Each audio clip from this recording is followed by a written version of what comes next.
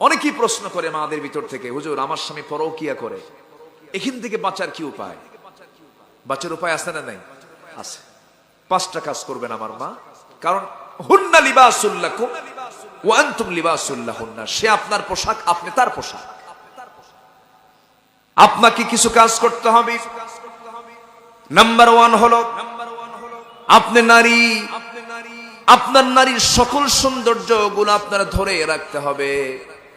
আপনার সৌন্দর্য আপনি নষ্ট করবেন না। ওয়ালা তুলকু বিআইদিকুম ইলা তাহলুকা। তুমি নিজেকে, তোমার নিজের জীবনকে তুমি ধ্বংসের দিকে ঠেলে দিও না। নিজের জীবন যৌবনকে সুন্দর করে পরিচ্ছন্ন রাখার চেষ্টা করবে।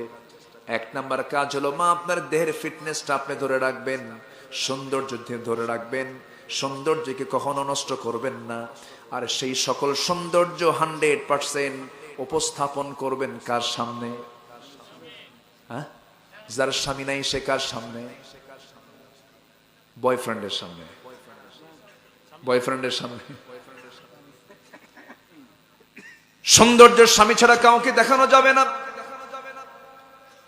সাজবেন আপনি, গুজবেন আপনি, বিয়ে হয় নাই, কিন্তু আপনার সৌন্দর্য কাউকে দেখানো যাবে না। জমা করে রাখবেন কার জন্য? স্বামীর জন্য। স্বামী আপনার হবে যেদিন, সেদিন আপনার সমস্ত সৌন্দর্য আপনি তার সামনে আপনার উপস্থাপন করবেন। সৌন্দর্যকে নাম্বার 2 ঠিক রাখবেন।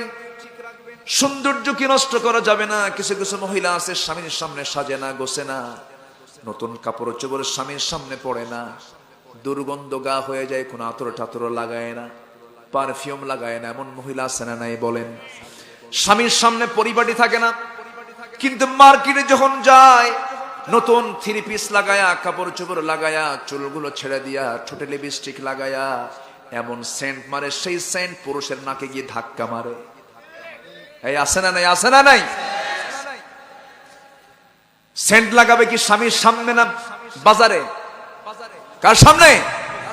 সেন্ট আপনি লাগাবেন না স্বামীর সামনে, কিন্তু সেই সেন্ট লাগালেন আপনি। স্বামীকে আপনার একমাত্র মোহাব্বতের অবলম্বন মনে করতে হবে। স্বামীকে হাসি মুখে রিসিভ করতে হবে। নাম্বার 4, কখনো মনক্ষুণ্ণ হয়ে কথা বলা যাবে না। সন্ধ্যার সময় স্বামী অফিসের কাজ করে, বাইরের কাজ করে, পরিশ্রমের কাজ করে, মাঠের কাজ করে, ঘর্মাক্ত দেহ নিয়ে বাড়িতে ফিরেছেন, হুন্ডা নিয়ে চলে এসেছেন, হুন্ডার পিছনে আপনি চলে আসবেন।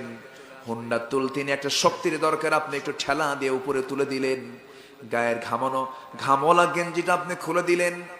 কোন প্রকার সংসারের দুঃখের কোনো গল্প সেই সময় না করে পাশে বসে আপনি তাকে সান্ত্বনা দিলেন, কথা বললেন। শরীরটা কেমন, একটু পানি, ঠান্ডা পানি এনে সুন্দর করে সামনে উপস্থাপন করলেন, মুস্কি হাসি মেরে কথা বললেন। ফাতিমা রাদিয়াল্লাহু তাআলা আনহা, ঘরে কোনো টাকা পয়সা ছিল না, কোনো খাবার ছিল না। কোন একদিনের বেলা সন্ধ্যার সময় তার স্বামী আলী রাদিয়াল্লাহু তাআলা আনহু ঘরে ঢুকবেন, দরজায় নক করছেন, খাবার নাই পেটে, বাড়িতে বাজার নাই। দরজায় নক করার সঙ্গে সঙ্গে দরজা খুলে গেছে, সালাম বিনিময় হলো, কিন্তু আলীর মুখটা মরা, মুখে কোনো হাসি নাই। ফাতিমা রাদিয়াল্লাহু আনহা বলছেন, আমার স্বামী, দয়া করে আপনি রাগ করবেন না, আপনি ঘর থেকে বের হয়ে যান। ঘর থেকে বের হয়ে যাওয়ার পরে আপনি ততক্ষণ পর্যন্ত আপনি আমার ঘরে ঢুকতে পারবেন না যতক্ষণ না আপনার মুখের মুস্কি হাসি না পাবো। আপনি আমার ঘরে ঢুকবেন, মুস্কি হাসি নিয়ে ঢুকবেন, পেটে খাবার না থাকুক, আমাদের প্রেম কাহিনী চলবে। যেরকম সুবহানাল্লাহ, মুস্কি হাসি দিয়ে ঢুকতে হবে আপনাকে। আমার মায়েরা, স্বামীকে সর্বক্ষণ পাহারা দিতে হবে। স্বামীর সঙ্গে বুদ্ধির প্রখরতা নিয়ে কথা বলতে হবে, ইন্টেলেকচুয়াল হতে হবে, ডিপ্লোম্যাটিক হতে হবে, খুব সুন্দর করে ডেলিভারি দিতে হবে, তার সঙ্গে স্টাডি করতে হবে, তাকে সবচেয়ে বড় বন্ধু বানাতে হবে। আমার ভাইয়েরা, আমার মায়েরা, খাদিজার কথা কে না জানেন? আমার নবীজির মতো মানুষ, বিশ্বের মহামানব তিনি, নবুয়ত পেয়েছেন। জাবেলে নূর থেকে নবুয়ত নিয়ে যখন চলে আসলেন নবী, তার ঘরের মধ্যে যখন চলে আসলেন, বলছেন, জাম্মিলুনি জাম্মিলুনি খাদিজা, লাকাদ খাশিতু আলা নাফসি। খাদিজা, তুমি আমাকে বস্ত্র আচ্ছাদন করে দাও, আমি আশঙ্কা করছি আমি মনে হয় বাঁচবো না, মনে হয় মরে যাব। খাদিজা সেই সময় কি হতাশ হয়েছেন নাকি?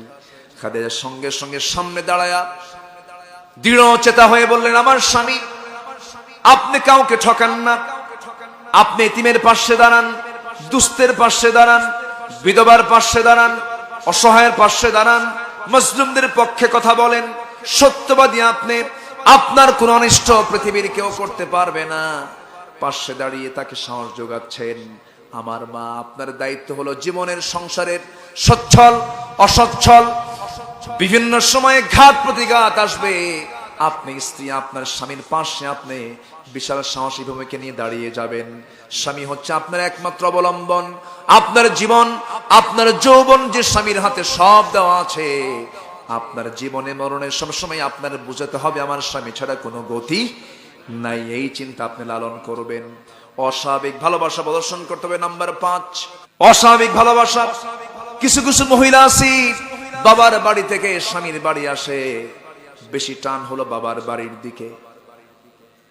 আছে কিনা এই জাতীয় রোগ? আছে কিনা বলেন।